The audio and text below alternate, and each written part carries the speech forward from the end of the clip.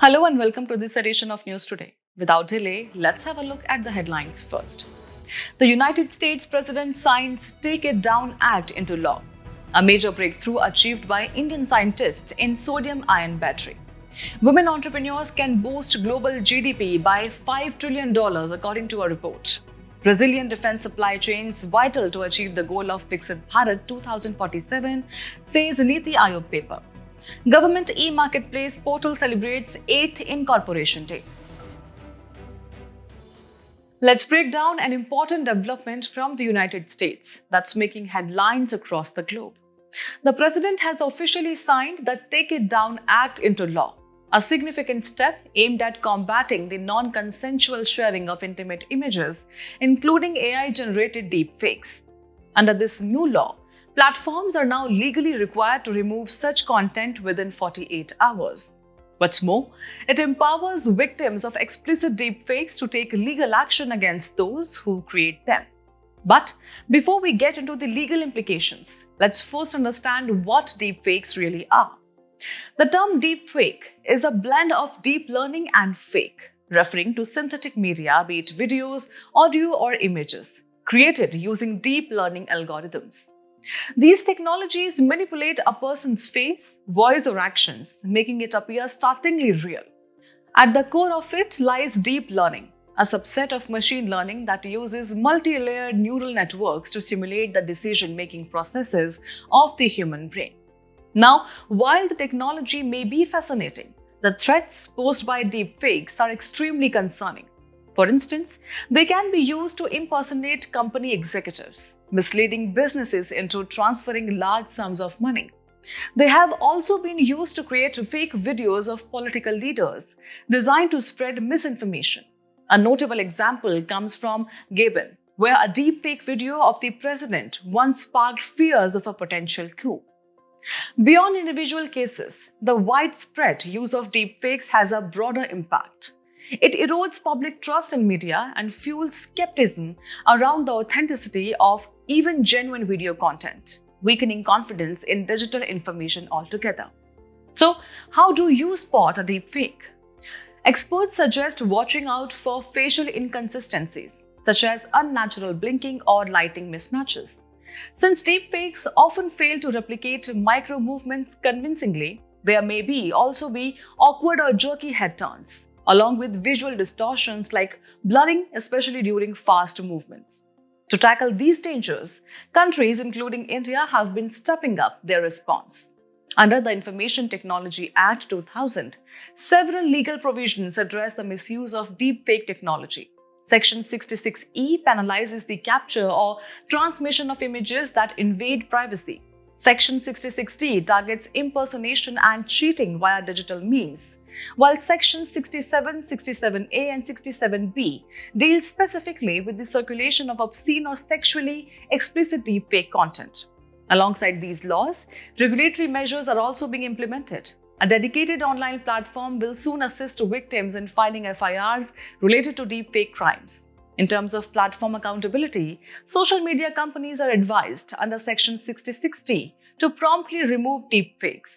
Failure to comply could result in the loss of their legal protections. In essence, the Take It Down Act is more than just a legal move. It's a global signal that the era of deepfake misuse must come to an end, and both governments and platforms have a role to play in protecting digital dignity. A major scientific achievement is making headlines. Indian scientists have developed a game-changing sodium-ion battery that could shape the future of energy storage. A research team working under the Department of Science and Technology has successfully created a super fast charging sodium-ion battery, or SiB, that charges up to 80% in just 6 minutes and lasts for over 3,000 charge cycles. That's an impressive leap forward in battery technology. Now, let's break this down. What exactly is a sodium-ion battery? SiBs are a type of rechargeable battery, similar to lithium-ion batteries. But instead of lithium ions, SiBs carry the charge using sodium ions. So, how do they work? Let's go step by step. During discharge, sodium ions move from the anode, that's the negative electrode, to the cathode, the positive electrode. The cathode hosts the sodium ions and undergoes a reduction reaction. The anode, shown in yellow, holds sodium ions. These ions move across the electrolyte-solid interface, pass through the electrolyte, and then through the separator, which lets ions pass but prevents the electrodes from touching. Finally, the ions settle in the cathode, shown in green. Meanwhile, electrons flow through the external circuit from anode to cathode, creating an electric current. And during recharging, sodium ions travel back to the anode, restoring the battery for another cycle. Now that the working is clear, let's talk about why SIBs are creating so much buzz, especially when compared to lithium-ion batteries. First, the cost factor. SIBs are cost competitive, with overall cost estimated to be 15% to 20% lower than lithium-ion batteries. This is largely because sodium compounds are more affordable than lithium-based materials. Next, the supply chain. Sodium is more abundant and widely available, which allows for diverse global manufacturing and reduces geopolitical risks. To give you an idea, China controlled nearly 60% of global lithium processing as of 2023. That's a lot of power concentrated in one place. SIBs can help balance this.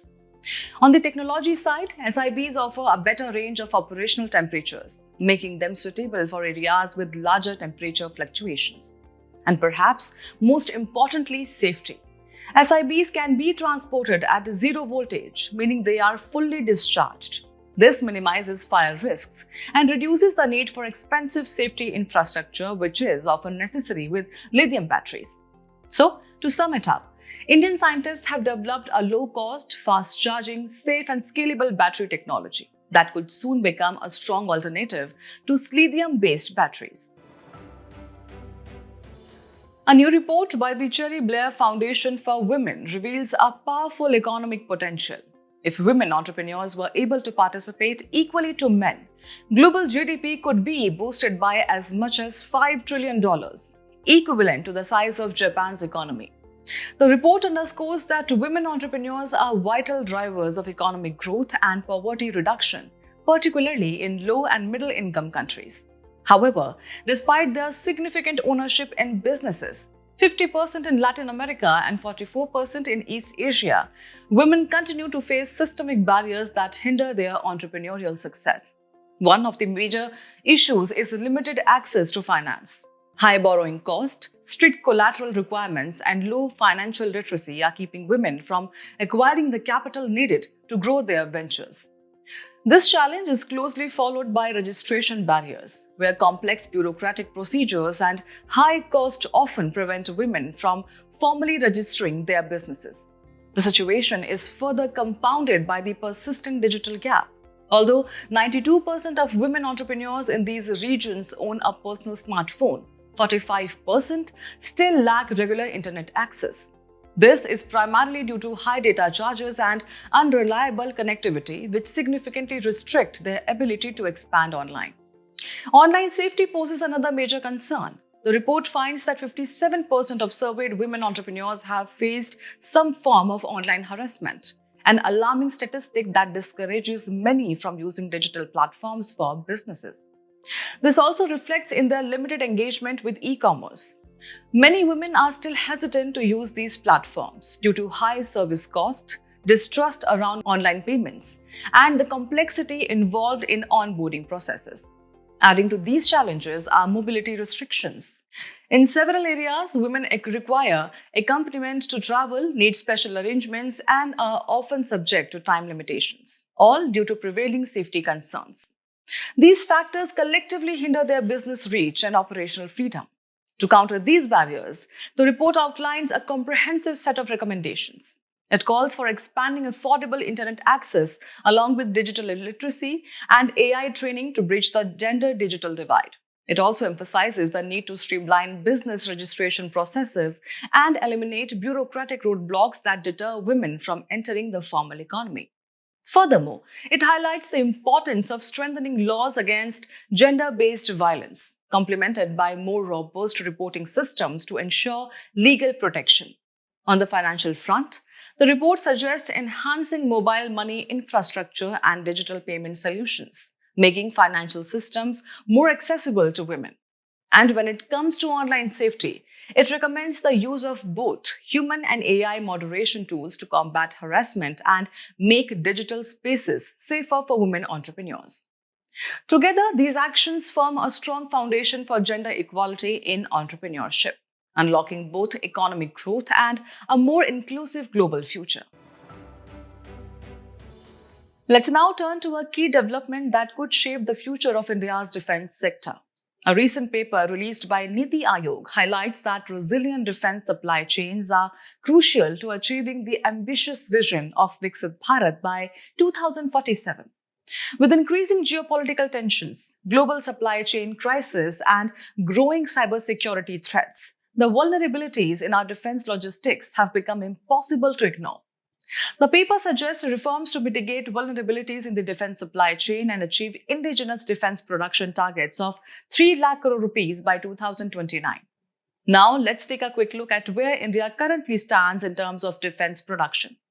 In 2023-24, India's annual indigenous defense production reached 1,27,000 crore rupees, a sharp increase of 174% from 2014-15. Alongside this, defense exports hit a record high, crossing 23,000 crore rupees in 2024-25. What's more encouraging is the private sector's growing role, contributing 15,233 crore rupees in defense exports in 2024-25. But amid this progress, challenges persist, and they are serious.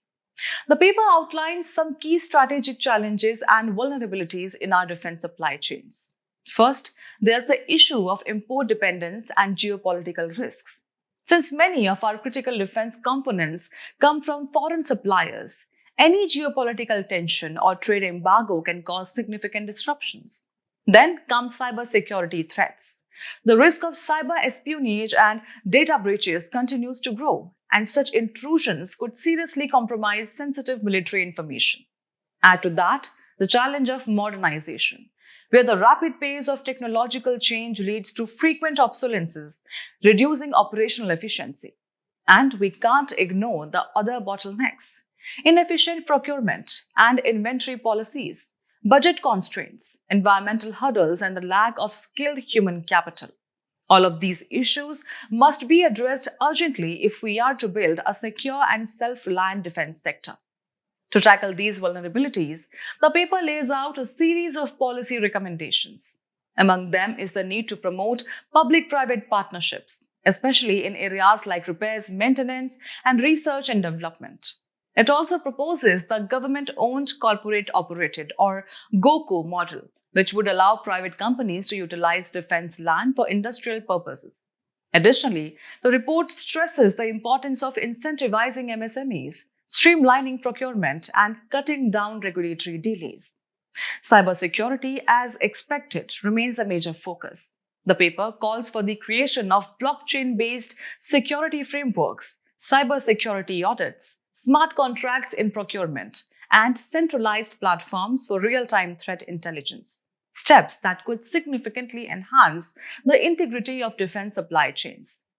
On the legal and policy front, it recommends amending existing laws such as the Defense of India Act 1962 to strengthen domestic manufacturing, improve cybersecurity protocols, and adapt to evolving geopolitical challenges.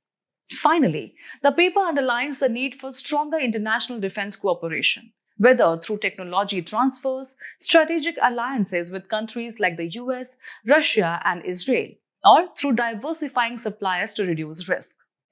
Together, these measures provide a roadmap to not just safeguard, but transform India's defense ecosystem. A resilient supply chain is no longer just an option. It's a necessity if we are to march toward a self-reliant and Viksit Bharat by 2047. Moving on. The Government E-Marketplace or GEM portal has completed 8 impactful years since its inception. Celebrating its 8th Incorporation Day, GEM has taken a big step forward by launching GEMAI, India's first generative AI-powered chatbot in the public sector. Now let's take a closer look at the transformative impact of GEM on inclusive economic growth and digital governance. In terms of scale, GEM connects nearly 1.6 lakh government buyers with over 23 lakh sellers and service providers. and has facilitated transactions worth over 13.4 lakh crore rupees since its launch. Not only that, it's also driving cost savings in public procurement. Reports from the World Bank and the Economic Survey suggest that the portal has helped achieve around 10% savings in government procurement. Plus, 97% of all transactions on GEM are now completely charge-free. Moving on, GEM has successfully brought together a wide range of stakeholders. This includes over 10 lakh micro and small enterprises, about 1.3 lakh artisans and weavers, nearly 1.8 lakh women entrepreneurs, and around 31,000 startups.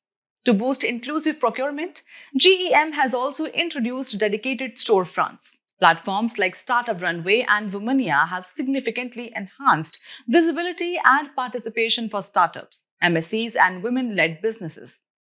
And that effort is clearly paying off. GEM has already exceeded the government's procurement targets, awarding 38% of business to MSCs against a target of 25% and nearly 4% to women-led businesses against a target of 3%.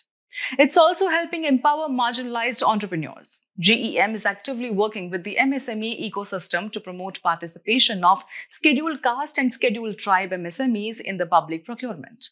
One such initiative is the Saras Collection, a curated selection of handicrafted products created by India's top self-help groups. With all these efforts combined, GEM is now on track to become the world's largest public procurement portal, poised to surpass platforms like South Korea's Koneps. So, what exactly is the GEM portal? Launched in 2016 by the Ministry of Commerce and Industry, GEM is a dedicated digital e-commerce platform for the mandatory procurement and sale of goods and services by central and state government organizations, departments, and PSUs. The objective is to establish a transparent, efficient, and inclusive procurement ecosystem, replacing the earlier system managed by the Directorate General of Supplies and Disposals. Among its many features, GEM ensures automated rule-based enforcement of MSE provisions, provides advanced analytics for decision support and fraud detection, and enables a faceless and transparent procurement process by concealing seller identity. In today's Place in News, we will talk about Argentina with its capital Buenos Aires.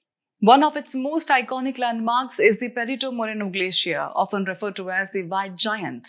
Located in the Los Glaciares National Park, which is a UNESCO World Heritage Site, this glacier is currently facing ice loss by calving. Now let's talk about the political features of the country. It is located in southern South America, sharing its borders with Chile to the west and Bolivia, Paraguay, Brazil, and Uruguay to the north. On the east, it is bounded by the Atlantic Ocean. The Argentina-Chile international border is notable for being the third longest in the world, following the USA-Canada and Kazakhstan-Russia borders. Additionally, Ushuaia, a city in Argentina, holds the distinction of being the southernmost city in the world. Moving on to its geographical features, Argentina experiences a mostly temperate climate, though it is arid in the southeast and subantarctic in the southwest. The country's terrain includes three major regions: the Andes Mountains in the west, the Pampas, which are treeless plains and serve as the agricultural heartland, and the Patagonia Plateau. The highest point in Argentina is Cerro Aconcagua, which is also the highest point in South America. Among its major rivers is the Rio de la Plata, formed by the Parana River mouth. Notably, Argentina plays a key role in the global lithium market. It ranks third in global lithium reserves and is the fourth largest producer of lithium. As we conclude today's main news, let's have a look at some quick updates. Recently, in the context of recovery of cash from a judge's house, the Vice President opined the need to revisit K. Veeraswamy versus Union of India and others 1991 judgment. The Supreme Court held that a judge of any court is a public servant under Section 2 of the Prevention of Corruption Act 1988. The Unique Identification Authority of India has started sharing non-personal, anonymized data from the Aadhaar dashboard on the Open Government Data Platform. It can be used for governance and investment purposes. A YouTuber has been charged for spying for Pakistan under Section 3, Spying, and 5, Communications with Foreign Agents of Official Secrets Act 1923, and Section 152 of Bharatiya Nyaya Sanhita or BNS. Section 152 of BNS states that any acts endangering the sovereignty, unity, and integrity of India shall be punishable by imprisonment. RBI has revised the rules for investment in alternative investment funds or AIFs. Alternative investment funds refer to any fund incorporated in India which is a privately pooled investment vehicle which collects funds from sophisticated investors, whether Indian or foreign, for investing it in accordance with a defined investment policy for the benefits of its investors. MHA's Indian Cybercrime Coordination Center or I4C has introduced the new E0FIR initiative. E0FIR launched as a pilot project for Delhi. It intends to ease reporting and prompt action on complaints related to cyber financial crimes. Operation Olivia has shielded over 8 lakh olive ridley turtles on Odisha's Gahermatha coast. Operation Olivia was initiated in 1980s by the Indian Coast Guard and it is conducted every year from November to May. A recent study has revealed that funds under the Global Environment Facility or GEF are not reaching indigenous people who protect nature.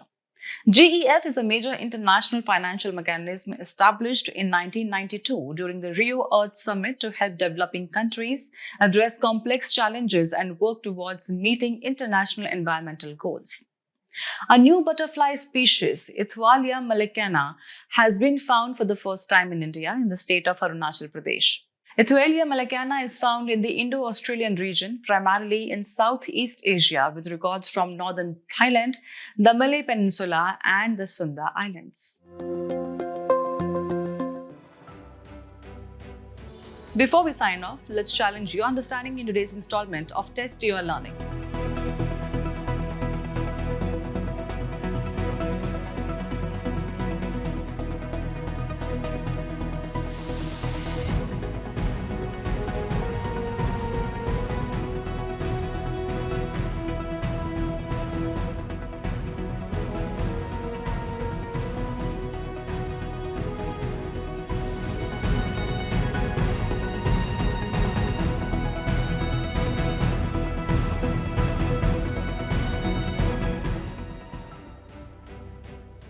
Thank you for joining us. We hope you found this episode of News Today engaging. For the solutions to the quiz and to access the PDF version of News Today, remember to visit the provided links in the description below.